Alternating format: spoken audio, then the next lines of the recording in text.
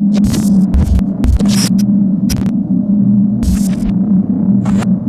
to Coaches Weekly. I'm CJ Sellner here with head track coach Phil Kopinski. Coach, you guys finally get to have your home track meet, the Cougar Invitational, and it did not disappoint, especially on the women's side. You guys set countless records, moved up into the nationally. I mean, the list kind of goes on and on.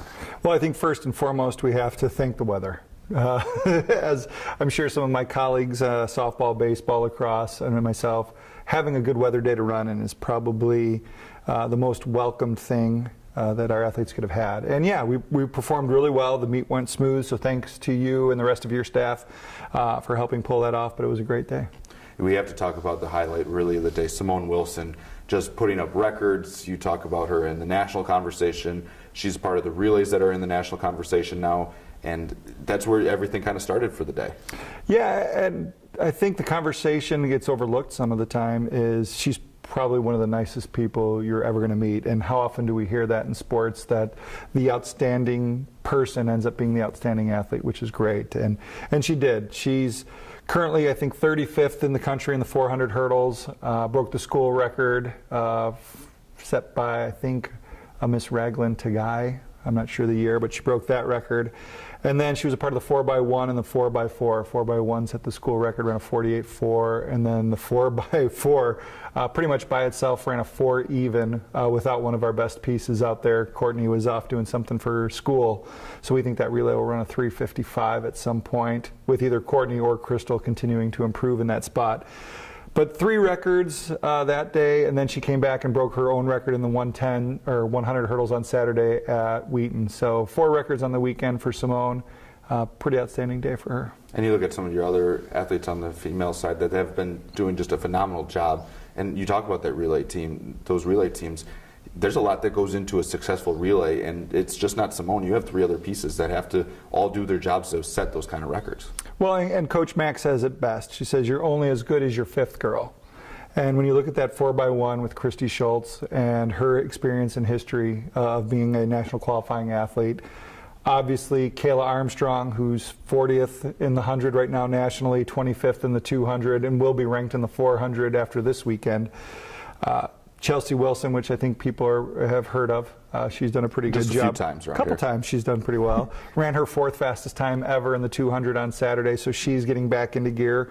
And when you're anchoring with a Simone Wilson, that's a solid 4x1. Now you go to the 4x4 and Christy gets to rest and go score points in the long and the triple. We have Courtney Lofink, who of basketball prowess and track prowess. You have Crystal Holden, a freshman, who is developing quite well. And then a couple other names you don't hear as often with Kim Gonzalez and Seaside Lenning, who could easily step into that relay position if need be. So it's not only the quality there on the women's side, but the depth this year has been pretty outstanding. And I'd be remiss if I didn't mention our throwers. Jess Wilson continuing to get back into a good groove. I think she's 35th in the country right now on the women's hammer. And 5 of the top 9 girls in conference are Concordia girls. Kim Godowski, Sarah Lacoste. I'm blanking on names. Sorry, ladies. But right now, everybody's throwing really well.